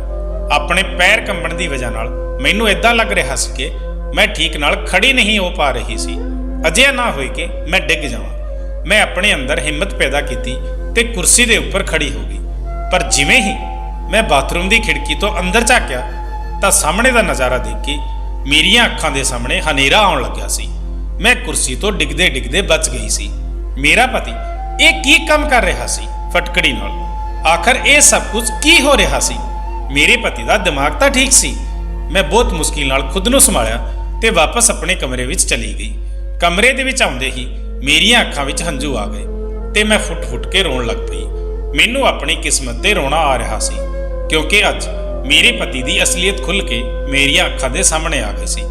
ਅੱਜ ਤੱਕ ਮੇਰਾ ਪਤੀ ਕਿਉਂ ਮੇਰੇ ਕੋਲ ਨਹੀਂ ਆਇਆ ਸੀ? ਹੁਣ ਮੈਨੂੰ ਇਹ ਗੱਲ ਚੰਗੀ ਤਰ੍ਹਾਂ ਨਾਲ ਸਮਝ ਆ ਗਈ ਸੀ। ਤਾਂ ਇਹ ਉਹ ਵਜ੍ਹਾ ਸੀ ਜਿਸ ਦੀ ਵਜ੍ਹਾ ਨਾਲ ਮੇਰਾ ਪਤੀ ਮੇਰੇ ਤੋਂ ਦੂਰ-ਦੂਰ ਰਹਿੰਦਾ ਸੀ। ਹੁਣ ਮੈਨੂੰ ਯਕੀਨ ਹੋ ਗਿਆ ਸੀ ਕਿ ਮੇਰੀ ਚਾਚੀ ਮੇਰੇ ਪਤੀ ਦੀ ਅਸਲੀਅਤ ਨੂੰ ਚੰਗੀ ਤਰ੍ਹਾਂ ਨਾਲ ਜਾਣਦੀ ਸੀ, ਇਸ ਲਈ ਉਹ ਮੇਰੇ ਨਾਲ ਇਸ ਤਰ੍ਹਾਂ ਦੀ ਗੱਲ ਕਰਿਆ ਕਰਦੀ ਸੀ। ਉਹਨਾਂ ਨੇ ਜਾਣ-ਬੁੱਝ ਕੇ ਮੈਨੂੰ ਇਸ ਨਰਕ ਵਿੱਚ ਧਕੇਲਿਆ ਸੀ, ਨਹੀਂ ਤਾਂ ਮੇਰੇ ਲਈ ਰਿਸ਼ਤਿਆਂ ਦੀ ਕੋਈ ਕਮੀ ਨਹੀਂ ਸੀ। ਮੈਂ ਬਹੁਤ ਸੋਹਣੀ ਸੀ ਜਿਸ ਦੀ ਵਜ੍ਹਾ ਨਾਲ ਲੋਕ ਮੈਨੂੰ ਦੇਖਦੇ ਹੀ ਪਸੰਦ ਕਰ ਲਿਆ ਕਰਦੇ ਸੀ ਤੇ ਚਾਚੀ ਨੂੰ ਸਿਰਫ ਇਸ ਗੱਲ ਦਾ ਡਰ ਸੀ ਕਿ ਕਿਤੇ ਮੈਨੂੰ ਉਹਨਾਂ ਦੀਆਂ ਕੁੜੀਆਂ ਤੋਂ ਚੰਗਾ ਰਿਸ਼ਤਾ ਨਾ ਮਿਲ ਜਾਵੇ। ਇਸ ਲਈ ਉਹਨਾਂ ਨੇ ਮੇਰਾ ਵਿਆਹ ਅਜਿਹੇ ਆਦਮੀ ਨਾਲ ਕਰਵਾ ਦਿੱਤਾ ਸੀ। ਮੈਂ ਸੋਚ ਲਿਆ ਸੀ ਕਿ ਮੈਂ ਕਦੇ ਵੀ ਆਪਣੀ ਚਾਚੀ ਨੂੰ ਮਾਫ ਨਹੀਂ ਕਰੂੰਗੀ। ਉਹਨਾਂ ਦੇ ਮਰਨ ਤੋਂ ਬਾਅਦ ਰੱਬ ਦੇ ਸਾਹਮਣੇ ਤਾਂ ਜਵਾਬ ਦੇਣਾ ਹੀ ਪਵੇਗਾ। ਤੇ ਮੈਂ ਇਹ ਵੀ ਜਾਣ ਗਈ ਸੀ ਕਿ ਮੇਰੀ ਸੱਸ ਤੇ ਮੇਰੇ ਸਹੁਰੇ ਦੇ ਸਾਰੇ ਲੋਕ ਮੇਰੇ ਪਤੀ ਦੀ ਹਰਕਤ ਬਾਰੇ ਨਹੀਂ ਜਾਣਦੇ ਸੀ ਕਿਉਂਕਿ ਮੇਰੇ ਸਹੁਰੇ ਦੇ ਸਾਰੇ ਲੋਕ ਆਪਣੀ ਜ਼ਿੰਦਗੀ ਵਿੱਚ ਬਹੁਤ ਵਿਅਸਤ ਸੀ। ਕਿਸੇ ਨੂੰ ਵੀ ਇੰਨੀ ਫੁਰਸਤ ਨਹੀਂ ਸੀ ਕਿ ਉਹ ਕਿਸੇ ਦੀ ਜ਼ਿੰਦਗੀ ਵਿੱਚ ਝਾਕ ਕੇ ਦੇਖਣ ਕਿ ਉਹ ਕੀ ਕਰ ਰਿਹਾ ਹੈ ਤੇ ਕਿਸ ਲਈ ਕਰ ਰਿਹਾ ਹੈ। ਸਿਰਫ ਇਹੀ ਵਜ੍ਹਾ ਸੀ ਜੋ ਮੇਰੇ ਪਤੀ ਤੇ ਅੱਜ ਤੱਕ ਕਿਸੇ ਨੇ ਨਜ਼ਰ ਨਹੀਂ ਰੱਖੀ ਸੀ। ਬਸ ਵਿਆਹ ਕਰਾਉਣਾ ਉਹਨਾਂ ਦਾ ਫਰਜ਼ ਸੀ ਤੇ ਅਜੇ ਇਨਸਾਨ ਨਾਲ ਮੇਰਾ ਵਿਆਹ ਕਰਵਾ ਕੇ ਮੇਰੀ ਜ਼ਿੰਦਗੀ ਬਰਬਾਦ ਕਰ ਦਿੱਤੀ ਸੀ। ਜ਼ਿਆਦਾਤਰ ਮਾਤਾ-ਪਿਤਾ ਨੂੰ ਅਜਿਹਾ ਲੱਗਦਾ ਹੈ ਕਿ ਉਹ ਆਪਣੀ ਔਲਾਦ ਦਾ ਵਿਆਹ ਕਰਾਉਣ ਤੋਂ ਬਾਅਦ ਆਪਣੀਆਂ ਸਾਰੀਆਂ ਜ਼ਿੰਮੇਵਾਰੀਆਂ ਤੋਂ ਵਿਹਲੇ ਹੋ ਜਾਂਦੇ ਹਨ। ਬਸ ਹਰ ਹਾਲ ਵਿੱਚ ਵਿਆਹ ਕਰਵਾ ਦਿੰਦੇ ਹਨ, ਇਹ ਗੱਲ ਜਾਣੇ ਬਿਨਾਂ ਹੀ ਕਿ ਉਹਨਾਂ ਦਾ ਮੁੰਡਾ ਵਿਆਹ ਕਰਨ ਦੇ ਲਾਇਕ ਹੈ ਵੀ ਜਾਂ ਨਹੀਂ। ਬਸ ਕਿਸੇ ਵੀ ਕੁੜੀ ਦੇ ਪੱਲੇ ਆਪਣੇ ਮੁੰਡੇ ਨੂੰ ਬੰਨ੍ਹ ਕੇ ਉਸ ਮਾਸੂਮ ਕੁੜੀ ਦੀ ਜ਼ਿੰਦਗੀ ਨੂੰ ਬਰਬਾਦ ਕਰ ਦਿੰਦੇ ਹਨ ਤੇ ਮੁੰਡਾ ਆਪਣੀ ਬਦਨਾਮੀ ਹੋਣ ਦੀ ਵਜ੍ਹਾ ਨਾਲ ਕਿਸੇ ਨੂੰ ਵੀ ਨਹੀਂ ਦੱਸਦਾ ਕਿ ਮੈਨੂੰ ਕੀ ਪਰੇਸ਼ਾਨੀ ਹੈ, ਮੈਂ ਨਾਮਰਦ ਹਾਂ ਤੇ ਮੈਂ ਵਿਆਹ ਕਰਨ ਦੇ ਕਾਬਿਲ ਨਹੀਂ ਹਾਂ। ਇਸ ਵਜ੍ਹਾ ਨਾਲ ਮੇਰੇ ਵਰਗੀਆਂ ਲਾਵਾਰਿਸ ਤੇ ਮਾਸੂਮ ਕੁੜੀਆਂ ਥਾਂ-ਥਾਂ ਦੀਆਂ ਠੋਕਰਾਂ ਖਾ ਕੇ ਅਜਿਹੇ ਆਦਮੀਆਂ ਦੀਆਂ ਕਿਸਮਤ ਵਿੱਚ ਆ ਜਾਂਦੀਆਂ ਹਨ ਤੇ ਸਾਰੀ ਜ਼ਿੰਦਗੀ ਆਪਣਾ ਮੂੰਹ ਬੰਦ ਕਰਕੇ ਜ਼ਿੰਦਗੀ ਗੁਜ਼ਾਰ ਦਿੰਦੀਆਂ ਹਨ। ਤੇ ਮੈਂ ਉਸ ਤਰ੍ਹਾਂ ਦੀ ਕੁੜੀ ਨਹੀਂ ਸੀ। ਮੈਂ ਚੁੱਪ ਰਹਿਣ ਵਾਲਿਆਂ ਵਿੱਚੋਂ ਬਿਲਕੁਲ ਵੀ ਨਹੀਂ ਸੀ। ਖਾਮੋਸ਼ ਰਹਿ ਕੇ ਮੈਨੂੰ ਥੋੜੀ ਨਾ ਕੋਈ ਇਨਾਮ ਮਿਲਣ ਵਾਲਾ ਸੀ, ਬਲਕਿ ਮੇਰੇ ਸਹੁਰੇ ਵਾਲੇ ਸਾਰੀ ਉਮਰ ਮੈਨੂੰ ਬੱਚਾ ਨਾ ਹੋਣ ਦੇ ਤਾਨੇ ਦਿੰਦੇ ਰਹਿੰਦੇ ਤੇ ਮੈਨੂੰ ਬਾਂਝ ਕਿਹਾ ਜਾਂਦਾ। ਮੈਂ ਸੋਚ ਕੇ ਬਹੁਤ ਅੱਗੇ ਨਿਕਲ ਆਈ ਸੀ ਤੇ ਹੁਣ ਪਰੇਸ਼ਾਨੀ ਇਹ ਸੀ ਕਿ ਮੈਂ ਕੀ ਕਰਦੀ ਤੇ ਕਿੱਥੇ ਜਾਂਦੀ। ਮੇਰੇ ਕੋਲ ਤਾਂ ਆਪਣਾ ਸਿਰ ਲੁਕਾਉਣ ਲਈ ਕੋਈ ਦੂਜੀ ਜਗ੍ਹਾ ਵੀ ਮੌਜੂਦ ਨਹੀਂ ਸੀ ਤੇ ਉਧਰ ਚਾਚਾ ਦੇ ਘਰ ਵਿੱਚ ਚਾਚੀ ਨੇ ਵੀ ਮੈਨੂੰ ਉਹਨਾਂ ਦੇ ਘਰ ਵਿੱਚ ਜਾਣ ਦੇ ਲਈ ਮਨਾ ਕਰ ਦਿੱਤਾ ਸੀ। ਮੈਂ ਸੋਚ ਲਿਆ ਸੀ ਕਿ ਹੁਣ ਮੈਂ ਚੁੱਪ ਨਹੀਂ ਰਹੂੰਗੀ। ਮੈਂ ਬਹੁਤ ਬਰਦਾਸ਼ਤ ਕਰ ਲਿਆ ਸੀ, ਪਰ ਹੁਣ ਬਰਦਾਸ਼ਤ ਕਰਨ ਲਈ ਹੋਰ ਕੁਝ ਨਹੀਂ ਬਚਿਆ ਸੀ। ਮੇਰੇ ਅੱਗੇ ਪਿੱਛੇ ਕੋਈ ਨਹੀਂ ਸੀ ਤਾਂ ਇਸ ਦਾ ਮਤਲਬ ਕਿ ਮੇਰਾ ਪਤੀ ਮੈਨੂੰ ਧੋਖੇ ਵਿੱਚ ਰੱਖਦਾ। ਹੁਣ ਮੈਂ ਇਸ ਇੰਤਜ਼ਾਰ ਵਿੱਚ ਸੀ ਕਿ ਮੇਰਾ ਪਤੀ ਬਾਥਰੂਮ ਤੋਂ ਬਾਹਰ ਆ ਜਾਵੇ। ਬਹੁਤ ਦੇਰ ਬਾਅਦ ਜਦੋਂ ਮੇਰਾ ਪਤੀ ਬਾਥਰੂਮ ਤੋਂ ਬਾਹਰ ਆਇਆ ਤਾਂ ਮੈਨੂੰ ਜਾਗਦਾ ਹੋਇਆ ਦੇਖ ਕੇ ਉਹ ਚੌਂਕ ਗਿਆ। ਮੈਂ ਗੁੱਸੇ ਨਾਲ ਆਪਣੇ ਪਤੀ ਦਾ ਗਿਰੇਬਾਨ ਫੜ ਲਿਆ ਤੇ ਉਸ ਨੂੰ ਚਿল্ਲਾਉਂਦੇ ਹੋਏ ਕਿਹਾ ਕਿ ਆਖਰ ਤੂੰ ਮੇਰੇ ਨਾਲ ਅਜਿਹਾ ਕਿਉਂ ਕੀਤਾ ਤੇ ਤੂੰ ਸਾਰੀ ਸੱਚਾਈ ਮੇਰੇ ਤੋਂ ਕਿਉਂ ਲੁਕੋਈ। ਮੇਰਾ ਪਤੀ ਇੱਕਦਮ ਅਣਜਾਣ ਬਣ ਗਿਆ। ਉਹ ਇਦਾਂ ਨਾਟਕ ਕਰ ਰਿਹਾ ਸੀ ਜਿਵੇਂ ਉਸ ਨੂੰ ਕੁਝ ਪਤਾ ਹੀ ਨਾ ਹੋਵੇ। ਉਸ ਦੀ ਇਸ ਹਰਕਤ ਤੇ ਮੇਰਾ ਮਨ ਕਰ ਰਿਹਾ ਸੀ ਕਿ ਮੈਂ ਉਸ ਨੂੰ ਜਾਨ ਤੋਂ ਮਾਰ ਦੇਵਾਂ। ਉਸ ਨੂੰ ਨਹੀਂ ਪਤਾ ਸੀ ਕਿ ਉਹ ਜੋ ਨਾਟਕ ਮੇਰੇ ਸਾਹਮਣੇ ਕਰ ਰਿਹਾ ਹੈ, ਮੈਂ ਉਸ ਨਾਟਕ ਨੂੰ ਚੰਗੀ ਤਰ੍ਹਾਂ ਨਾਲ ਸਮਝ ਗਈ ਸੀ। ਉਹ ਮੇਰੇ ਸਾਹਮਣੇ ਮਾਸੂਮ ਬਣਨ ਦੀ ਕੋਸ਼ਿਸ਼ ਕਰ ਰਿਹਾ ਸੀ, ਪਰ ਉਹ ਮਾਸੂਮ ਨਹੀਂ ਸੀ, ਬਲਕਿ ਉਹ ਤਾਂ ਇੱਕ ਬਹੁਤ ਚਲਾਕ ਆਦਮੀ ਸੀ ਤੇ ਚਲਾਕੀ ਨਾਲ ਹੀ ਮੇਰੇ ਨਾਲ ਰਹਿ ਰਿਹਾ ਸੀ। ਮੈਨੂੰ ਬਿਲਕੁਲ ਸਮਝ ਨਹੀਂ ਆ ਰਿਹਾ ਸੀ ਕਿ ਆਖਰ ਕੋਈ ਤਾਂ ਵਜ੍ਹਾ ਹੋਵੇਗੀ ਜਿਸ ਵਜ੍ਹਾ ਨਾਲ ਉਹ ਹੁਣ ਤੱਕ ਮੇਰੇ ਕੋਲ ਨਹੀਂ ਆਇਆ ਸੀ ਤੇ ਸ਼ਾਇਦ ਵਜ੍ਹਾ ਇਹੀ ਸੀ ਕਿ ਉਹ ਨਾਮਰਦ ਹੈ। ਪਰ ਮੇਰਾ ਪਤੀ ਮੈਨੂੰ ਇਹ ਗੱਲ ਦੱਸਣ ਤੋਂ ਬਹੁਤ ਡਰ ਰਿਹਾ ਸੀ ਕਿਉਂਕਿ ਉਸ ਦੀ ਬੇਇੱਜ਼ਤੀ ਹੁੰਦੀ ਤੇ ਲੋਕ ਉਸ ਦਾ ਮਜ਼ਾਕ ਬਣਾਉਂਦੇ। ਇਸ ਲਈ ਉਸਨੇ ਵਿਆਹ ਕਰਵਾ ਕੇ ਆਪਣਾ ਸਾਰਾ ਇਲਜ਼ਾਮ ਆਪਣੀ ਪਤਨੀ ਤੇ ਪਾਉਣ ਦੇ ਬਾਰੇ ਵਿੱਚ ਸੋਚਿਆ ਹੋਵੇਗਾ। ਮੇਰੇ ਦਿਮਾਗ ਵਿੱਚ ਬਾਰ-ਬਾਰ ਅਜੀਬ ਤਰ੍ਹਾਂ ਦੇ ਖਿਆਲ ਆ ਰਹੇ ਸੀ। ਹੁਣ ਮੇਰੇ ਵਿਆਹ ਨੂੰ 3 ਮਹੀਨੇ ਹੋ ਗਏ ਸੀ ਤੇ ਪਿਛਲੇ 3 ਮਹੀਨਿਆਂ ਤੋਂ ਮੈਂ ਲਗਾਤਾਰ ਡਿਪਰੈਸ਼ਨ ਦਾ ਸ਼ਿਕਾਰ ਹੋ ਰਹੀ ਸੀ। ਅੱਜ ਜਦੋਂ ਮੈਂ ਆਪਣੇ ਪਤੀ ਦਾ ਗਿਰੇਬਾਨ ਫੜ ਕੇ ਉਸ ਨੂੰ ਸਵਾਲ ਕਰ ਰਹੀ ਸੀ ਤਾਂ ਉਹ ਹੈਰਾਨੀ ਨਾਲ ਮੈਨੂੰ ਦੇਖ ਰਿਹਾ ਸੀ, ਜਿਵੇਂ ਕਿ ਉਸ ਨੂੰ ਯਕੀਨ ਨਹੀਂ ਆ ਰਿਹਾ ਸੀ ਕਿ ਮੈਂ ਉਸ ਦਾ ਝੂਠ ਫੜ ਲਿਆ ਹੈ। ਉਹ ਹੱਕਾ ਬੱਕਾ ਹੋ ਕੇ ਮੈਨੂੰ ਦੇਖੇ ਜਾ ਰਿਹਾ ਸੀ। ਜਦੋਂ ਮੇਰੇ ਪਤੀ ਨੇ ਮੈਨੂੰ ਕੋਈ ਜਵਾਬ ਨਹੀਂ ਦਿੱਤਾ ਤੇ ਉਸ ਤੋਂ ਕੋਈ ਜਵਾਬ ਨਹੀਂ ਬਣ ਸਕਿਆ ਤਾਂ ਮੈਂ ਤੁਰੰਤ ਹੀ ਆਪਣਾ ਸਮਾਨ ਪੈਕ ਕਰਨਾ ਸ਼ੁਰੂ ਕਰ ਦਿੱਤਾ। ਮੈਂ ਆਪਣੇ ਪਤੀ ਨੂੰ ਕਿਹਾ ਕਿ ਤੈਨੂੰ ਸ਼ਰਮ ਆਉਣੀ ਚਾਹੀਦੀ ਹੈ, ਤੂੰ ਇਸ ਤਰ੍ਹਾਂ ਦਾ ਘਟੀਆ ਕੰਮ ਕਰਦਾ ਹੈ। ਮੈਂ ਤੇਰੇ ਵਰਗੇ ਨਾਮਰਦ ਆਦਮੀ ਦੇ ਨਾਲ ਨਹੀਂ ਰਹਿਣਾ ਚਾਹੁੰਦੀ ਤੇ ਇਹੀ ਵਜ੍ਹਾ ਹੈ ਕਿ ਤੂੰ ਇਸ ਘਟੀਆ ਫਿਟਕੜੀ ਨੂੰ ਆਪਣੀ ਜਾਨ ਤੋਂ ਵੀ ਜ਼ਿਆਦਾ ਸੰਭਾਲ ਕੇ ਰੱਖਦਾ ਹੈ। ਮੇਰਾ ਪਤੀ ਹੁਣ ਵੀ ਹੈਰਾਨ ਜਿਹਾ ਖੜੇ ਹੋ ਕੇ ਮੇਰੀ ਸਾਰੀ ਗੱਲ ਖਾਮੋਸ਼ੀ ਨਾਲ ਸੁਣ ਰਿਹਾ ਸੀ, ਪਰ ਅਜਿਹਾ ਲੱਗ ਰਿਹਾ ਸੀ ਜਿਵੇਂ ਉਹ ਮੇਰੀਆਂ ਗੱਲਾਂ ਨੂੰ ਸਮਝ ਨਹੀਂ ਪਾ ਰਿਹਾ ਸੀ ਤੇ ਉਹ ਬਹੁਤ ਉਦਾਸ ਲੱਗ ਰਿਹਾ ਸੀ ਕਿ ਮੈਂ ਉਸ ਦੀ ਸਾਰੀ ਗੱਲਾਂ ਨੂੰ ਜਾਣ ਚੁੱਕੀ ਹਾਂ। ਮੈਂ ਆਪਣੇ ਪਤੀ ਨੂੰ ਹੈਰਾਨ ਤੇ ਪਰੇਸ਼ਾਨ ਦੇਖ ਕੇ ਆਪਣਾ ਸਮਾਨ ਪੈਕ ਕਰਕੇ ਦਰਵਾਜ਼ੇ ਵੱਲ ਜਾਣ ਲੱਗੀ ਤੇ ਘਰ ਤੋਂ ਬਾਹਰ ਨਿਕਲ ਗਈ। ਸਾਰੇ ਘਰ ਵਾਲੇ ਸੋ ਰਹੇ ਸੀ। ਹਾਲੇ ਮੈਂ ਘਰ ਦੇ ਮੇਨ ਗੇਟ ਤੱਕ ਪਹੁੰਚੀ ਸੀ ਕਿ ਮੇਰਾ ਪਤੀ ਭੱਜਦਾ ਹੋਇਆ ਮੇਰੇ ਪਿੱਛੇ ਆਇਆ ਤੇ ਜ਼ਬਰਦਸਤੀ ਮੇਰਾ ਹੱਥ ਫੜ ਕੇ ਮੈਨੂੰ ਘਸੀਟਦਾ ਹੋਇਆ ਮੇਰੇ ਕਮਰੇ ਅੰਦਰ ਲੈ ਕੇ ਚਲਾ ਗਿਆ। ਮੈਂ ਸ਼ੋਰ ਮਚਾਉਣ ਦੀ ਬਹੁਤ ਕੋਸ਼ਿਸ਼ ਕੀਤੀ ਤਾਂ ਉਸਨੇ ਆਪਣਾ ਹੱਥ ਮੇਰੇ ਮੂੰਹ ਤੇ ਰੱਖ ਲਿਆ, ਜਿਸ ਨਾਲ ਮੇਰੀ ਆਵਾਜ਼ ਨਿਕਲਣੀ ਬੰਦ ਹੋ ਗਈ ਸੀ ਤੇ ਹਲਕੀ ਹਲਕੀ ਆਵਾਜ਼ ਨਾਲ ਮੈਨੂੰ ਖਾਮੋਸ਼ ਰਹਿਣ ਦੇ ਲਈ ਕਹਿੰਦਾ ਰਿਹਾ। ਉਹ ਮੈਨੂੰ ਕਮਰੇ ਵਿੱਚ ਲੈ ਕੇ ਆਇਆ ਤੇ ਬੈੱਡ ਤੋਂ ਉੱਠਣ ਤੋਂ ਬਾਅਦ ਉਸਨੇ ਕਮਰੇ ਦੇ ਦਰਵਾਜ਼ੇ ਨੂੰ ਅੰਦਰ ਤੋਂ ਬੰਦ ਕਰ ਲਿਆ। ਮੈਨੂੰ ਆਪਣੇ ਪਤੀ ਤੇ ਬਹੁਤ ਗੁੱਸਾ ਆ ਰਿਹਾ ਸੀ। ਮੈਂ ਇੱਕਦਮ ਦਰਵਾਜ਼ੇ ਵੱਲ ਜਾ ਰਹੀ ਸੀ, ਪਰ ਉਸਨੇ ਫਿਰ ਮੈਨੂੰ ਫੜ ਕੇ ਬੈੱਡ ਤੇ ਪਟਕ ਦਿੱਤਾ ਤੇ ਕਹਿਣ ਲੱਗਿਆ, ਇਹ ਕੀ ਤਮਾਸ਼ਾ ਲਗਾ ਰੱਖਿਆ ਹੈ? ਤੈਨੂੰ ਮੇਰੀ ਗੱਲ ਇੱਕ ਵਾਰ ਵਿੱਚ ਸਮਝ ਨਹੀਂ ਆਉਂਦੀ? ਮੈਂ ਤੈਨੂੰ ਕਿਹਾ ਹੈ ਕਿ ਖਾਮੋਸ਼ ਰਹਿ, ਬਸ ਇੱਕ ਵਾਰ ਤਸੱਲੀ ਨਾਲ ਬੈਠ ਕੇ ਮੇਰੀ ਸਾਰੀ ਗੱਲ ਸੁਣ ਲੈ। ਤੇ ਤੂੰ ਇਸ ਸਮੇਂ ਰਾਤ ਦੇ ਇੰਨੇ ਹਨੇਰੇ ਵਿੱਚ ਕਿੱਥੇ ਜਾਵੇਗੀ? ਕੀ ਤੂੰ ਲੋਕਾਂ ਨੂੰ ਸਾਡੇ ਬਾਰੇ ਵਿੱਚ ਗੱਲ ਦੱਸਣ ਦਾ ਮੌਕਾ ਦੇਣਾ ਚਾਹੁੰਦੀ ਹੈ? ਮੈਂ ਆਪਣੇ ਪਤੀ ਦੀ ਕਹੀ ਹੋਈ ਗੱਲ ਤੇ ਮੈਂ ਹੋਰ ਵੀ ਜ਼ਿਆਦਾ ਗੁੱਸਾ ਕਰਨ ਲੱਗੀ। ਮੈਂ ਕਿਹਾ ਕਿ ਤੈਨੂੰ ਕੀ ਲੱਗਦਾ ਹੈ ਤੂੰ ਲੋਕਾਂ ਤੋਂ ਸਾਰਾ ਸੱਚ ਲੁਕਾ ਕੇ ਰੱਖ ਲਵੇਗਾ? ਸੱਚ ਜ਼ਿਆਦਾ ਦੇਰ ਤੱਕ ਲੁਕਿਆ ਨਹੀਂ ਰਹਿ ਸਕਦਾ ਤੇ ਦੁਨੀਆ ਵਾਲਿਆਂ ਦੇ ਸਾਹਮਣੇ ਆ ਹੀ ਜਾਵੇਗਾ ਕਿ ਤੂੰ ਵਿਆਹ ਕਰਾਉਣ ਦੇ ਲਾਇਕ ਨਹੀਂ ਹੈ ਤੇ ਤੂੰ ਇੱਕ ਨਾਮਰਦ ਹੈ। ਮੈਂ ਇਹ ਗੱਲ ਸਾਰੀ ਦੁਨੀਆ ਨੂੰ ਦੱਸਣਾ ਚਾਹੁੰਦੀ ਹਾਂ ਕਿ ਤੂੰ ਨਾਮਰਦ ਹੈ ਤੇ ਤੂੰ ਮੇਰੀ ਜ਼ਿੰਦਗੀ ਨਾਲ ਖਿਲਵਾੜ ਕੀਤਾ ਹੈ। ਮੈਂ ਤੈਨੂੰ ਕਦੇ ਵੀ ਮਾਫ ਨਹੀਂ ਕਰੂੰਗੀ। ਮੈਂ ਆਪਣੇ ਹੋਸ਼ ਖੋ ਬੈਠੀ ਸੀ ਤੇ ਜੋ ਮੇਰੇ ਮੂੰਹ ਵਿੱਚ ਆ ਰਿਹਾ ਸੀ ਮੈਂ ਬੋਲੇ ਜਾ ਰਹੀ ਸੀ। ਮੇਰੀ ਇੰਨੀ ਗੱਲ ਸੁਣ ਕੇ ਮੇਰੇ ਪਤੀ ਨੇ ਮੇਰੇ ਮੂੰਹ ਤੇ ਇੱਕ ਜ਼ੋਰਦਾਰ ਥੱਪੜ ਮਾਰ ਦਿੱਤਾ ਸੀ। ਮੈਂ ਉਸ ਦਾ ਥੱਪੜ ਬਰਦਾਸ਼ਤ ਨਹੀਂ ਕਰ ਸਕੀ ਤੇ ਲੜਖੜਾਉਂਦੇ ਹੋਏ ਜ਼ਮੀਨ ਤੇ ਡਿੱਗ ਪਈ ਤੇ ਜ਼ਮੀਨ ਤੇ ਜਦੋਂ ਮੇਰੇ ਘੁੱਟਣੇ ਲੱਗੇ ਤਾਂ ਮੈਂ ਪੂਰੀ ਤਰ੍ਹਾਂ ਨਾਲ ਦਰਦ ਵਿੱਚ ਹੋ ਗਈ ਤੇ ਦਰਦ ਨਾਲ ਮੇਰੀਆਂ ਅੱਖਾਂ ਭਰ ਆਈਆਂ ਸੀ ਤੇ ਮੈਂ ਰੋਣ ਲੱਗੀ। ਬਲਕਿ ਇਹ ਸੱਟ ਤਾਂ ਬਹੁਤ ਮਾਮੂਲੀ ਜਿਹੀ ਸੀ, ਪਰ ਜੋ ਸੱਟ ਮੇਰੇ ਦਿਲ ਤੇ ਲੱਗੀ ਸੀ ਉਸਨੇ ਮੇਰੇ ਪੂਰੇ ਦਿਲ ਨੂੰ ਜ਼ਖਮੀ ਕਰ ਦਿੱਤਾ ਸੀ। ਮੈਂ ਚੌਂਕ ਗਈ ਤੇ ਪਰੇਸ਼ਾਨੀ ਨਾਲ ਆਪਣੇ ਪਤੀ ਵੱਲ ਦੇਖਣ ਲੱਗੀ। ਮੈਨੂੰ ਇਸ ਗੱਲ ਦੀ ਉਮੀਦ ਬਿਲਕੁਲ ਵੀ ਨਹੀਂ ਸੀ ਕਿ ਮੇਰਾ ਪਤੀ ਮੇਰੇ ਤੇ ਹੱਥ ਵੀ ਉਠਾ ਸਕਦਾ ਹੈ। ਅਗਲੇ ਪਲ ਮੈਂ ਥੱਪੜ ਦਾ ਦਰਦ ਭੁਲਾ ਕੇ ਆਪਣੇ ਪਤੀ ਦੇ ਸਾਹਮਣੇ ਆ ਕੇ ਖੜੀ ਹੋ ਗਈ ਤੇ ਕਹਿਣ ਲੱਗੀ ਕਿ ਤੇਰੇ ਥੱਪੜ ਮਾਰਨ ਤੇ ਵੀ ਮੈਂ ਇਸ ਘਰ ਵਿੱਚ ਹੁਣ ਹੋਰ ਨਹੀਂ ਰਹਿ ਸਕਦੀ। ਮੈਂ ਵੀ ਚਿੱਲਾ ਚਿੱਲਾ ਕੇ ਆਪਣੇ ਪਤੀ ਨਾਲ ਗੱਲ ਕਰਨੀ ਸ਼ੁਰੂ ਕਰ ਦਿੱਤੀ ਸੀ। ਮੇਰੇ ਪਤੀ ਨੇ ਫਿਰ ਤੋਂ ਕਿਹਾ ਕਿ ਹਲਕੀ ਆਵਾਜ਼ ਵਿੱਚ ਗੱਲ ਕਰ, ਨਹੀਂ ਸਾਰੇ ਘਰ ਵਾਲੇ ਉੱਠ ਜਾਣਗੇ। ਮੇਰੇ ਪਤੀ ਨੂੰ ਬਹੁਤ ਗੁੱਸਾ ਆ ਰਿਹਾ ਸੀ ਤੇ ਉਸ ਦੀਆਂ ਅੱਖਾਂ ਵਿੱਚ ਗੁੱਸੇ ਭਰੇ ਐਕਸਪ੍ਰੈਸ਼ਨ ਸਾਫ਼ ਦੇਖੇ ਜਾ ਸਕਦੇ ਸੀ। ਮੇਰੇ ਪਤੀ ਨੇ ਕਿਹਾ ਕਿ ਤੂੰ ਜਿਵੇਂ ਸੋਚ ਰਹੀ ਹੈ ਉਦਾਂ ਕੁਝ ਵੀ ਨਹੀਂ ਹੈ। ਸ਼ਾਇਦ ਤੈਨੂੰ ਗਲਤਫਹਿਮੀ ਹੋਈ ਹੈ। ਮੈਂ ਨਾਮਰਦ ਨਹੀਂ ਹਾਂ। ਤੂੰ ਆਪਣੇ ਦਿਮਾਗ ਤੋਂ ਇਹ ਸੋਚਣਾ ਬੰਦ ਕਰ ਦੇ। ਮੈਂ ਨਾਮਰਦ ਨਹੀਂ ਹਾਂ, ਬਲਕਿ ਮੈਂ ਇੱਕ ਬਹੁਤ ਵੱਡੀ ਬਿਮਾਰੀ ਦਾ ਸ਼ਿਕਾਰ ਹਾਂ, ਜਿਸ ਦੀ ਵਜ੍ਹਾ ਨਾਲ ਇੱਕ ਵੇਦ ਨੇ ਮੈਨੂੰ ਇੱਕ ਇਲਾਜ ਕਰਨ ਬਾਰੇ ਦੱਸਿਆ ਸੀ ਕਿ ਫਟਕੜੀ ਦੇ ਇਸਤੇਮਾਲ ਨਾਲ ਜਲਦੀ ਤੋਂ ਜਲਦੀ ਸਿਹਤਮੰਦ ਹੋ ਜਾਵੇਗਾ। ਪਹਿਲਾਂ ਤਾਂ ਮੈਂ ਬਿਲਕੁਲ ਠੀਕ ਸੀ, ਪਰ ਪਿਛਲੇ 6 ਮਹੀਨਿਆਂ ਤੋਂ ਮੇਰੇ ਸਰੀਰ ਵਿੱਚ ਬੁਰੀ ਤਰ੍ਹਾਂ ਨਾਲ ਖੁਜਲੀ ਹੋ ਰਹੀ ਹੈ ਤੇ ਹੌਲੀ-ਹੌਲੀ ਬਦਬੂ ਵੀ ਪੈਦਾ ਹੋਣ ਲੱਗੀ ਸੀ ਤੇ ਇਸ ਵਜ੍ਹਾ ਨਾਲ ਮੇਰੇ ਕੋਲ ਕੋਈ ਨਹੀਂ ਆਉਂਦਾ ਸੀ। ਮੈਂ ਆਪਣੀ ਇਸ ਬਿਮਾਰੀ ਦਾ ਹਰ ਤਰ੍ਹਾਂ ਨਾਲ ਇਲਾਜ ਕੀਤਾ, ਵੱਡੇ ਤੋਂ ਵੱਡੇ ਡਾਕਟਰ ਨੂੰ ਦਿਖਾਇਆ ਤੇ ਬਹੁਤ ਸਾਰੀ ਮਹਿੰਗੀ ਦਵਾਈਆਂ ਦਾ ਵੀ ਇਸਤੇਮਾਲ ਕੀਤਾ। ਨੈਟ ਤੋਂ ਦੇਖ ਕੇ ਹਰ ਘਰੇਲੂ ਉਪਾਅ ਵੀ ਇਸਤੇਮਾਲ ਕਰ ਲਿਆ, ਪਰ ਮੈਨੂੰ ਸਿਰਫ ਥੋੜਾ ਜਿਹਾ ਹੀ ਫਾਇਦਾ ਨਹੀਂ ਹੁੰਦਾ ਸੀ। ਪਰ ਹੁਣ ਮੇਰੀ ਇਹ ਬਿਮਾਰੀ ਬਹੁਤ ਹੱਦ ਤੱਕ ਵੱਧ ਗਈ ਸੀ ਤੇ ਮੈਨੂੰ ਬਹੁਤ ਪਰੇਸ਼ਾਨੀ ਦਾ ਸਾਹਮਣਾ ਕਰਨਾ ਪੈਂਦਾ ਸੀ। ਬਹੁਤ ਵੱਡੇ ਵੱਡੇ ਡਾਕਟਰਾਂ ਨੂੰ ਦਿਖਾਇਆ ਤਾਂ ਉਹਨਾਂ ਨੇ ਦੱਸਿਆ ਕਿ ਮੇਰੇ ਖੂਨ ਵਿੱਚ ਇਨਫੈਕਸ਼ਨ ਹੋ ਗਿਆ ਹੈ। ਕੁਝ ਸਾਲ ਪਹਿਲਾਂ ਜਦੋਂ ਮੇਰੀ ਤਬੀਅਤ ਖਰਾਬ ਹੋਈ ਸੀ, ਮੈਨੂੰ ਖੂਨ ਦੀ ਜ਼ਰੂਰਤ ਹੋ ਗਈ ਸੀ। ਉਦੋਂ ਡਾਕਟਰ ਦੇ ਕਹਿਣ ਤੇ ਮੈਨੂੰ ਇੱਕ ਆਦਮੀ ਨੇ ਖੂਨ ਦਿੱਤਾ ਸੀ। ਉਸ ਸਮੇਂ ਤੋਂ ਹੀ ਮੈਂ ਇਸ ਬਿਮਾਰੀ ਦਾ ਸ਼ਿਕਾਰ ਹੋ ਗਿਆ ਹਾਂ। ਡਾਕਟਰਾਂ ਦਾ ਕਹਿਣਾ ਹੈ ਕਿ ਉਸ ਆਦਮੀ ਦੇ ਖੂਨ ਵਿੱਚ ਐਲਰਜੀ ਸੀ, ਇਸ ਲਈ ਮੇਰੇ ਖੂਨ ਵਿੱਚ ਵੀ ਇਨਫੈਕਸ਼ਨ ਹੋ ਗਿਆ ਮੇਰੇ ਸਾਰੇ ਸਰੀਰ ਤੇ ਐਲਰਜੀ ਹੋ ਗਈ ਹੈ। ਉਸ ਆਦਮੀ ਦਾ ਖੂਨ ਮੈਨੂੰ ਰਾਸ ਨਹੀਂ ਆਇਆ ਤੇ ਉਦੋਂ ਤੋਂ ਹੀ ਮੈਂ ਇਸ ਹਾਲ ਵਿੱਚ ਹਾਂ। ਡਾਕਟਰ ਨੇ ਦੱਸਿਆ ਕਿ ਜੇ ਤੁਸੀਂ ਕਿਸੇ ਦੇ ਕਰੀਬ ਜਾਓਗੇ ਤਾਂ ਤੁਹਾਡੀ ਬਿਮਾਰੀ ਕਿਸੇ ਦੂਜੇ ਨੂੰ ਵੀ ਲੱਗ ਸਕਦੀ ਹੈ। ਇਸ ਲਈ ਮੈਂ ਤੇਰੇ ਕੋਲ ਨਹੀਂ ਆਉਂਦਾ ਸੀ। ਫਟਕੜੀ ਦਾ ਇਸਤੇਮਾਲ ਕਰਨ ਨਾਲ ਮੈਨੂੰ ਕੁਝ ਘੰਟੇ ਦੇ ਲਈ ਸਕੂਨ ਮਿਲ ਜਾਂਦਾ ਸੀ, ਪਰ ਪਰੇਸ਼ਾਨੀ ਸਿਰਫ ਐਲਰਜੀ ਹੀ ਨਹੀਂ ਸੀ। ਜੇ ਮੈਂ ਤੇਰੇ ਕੋਲ ਆਉਂਦਾ ਤਾਂ ਮੇਰੀ ਬਿਮਾਰੀ ਤੈਨੂੰ ਵੀ ਲੱਗ ਸਕਦੀ ਸੀ।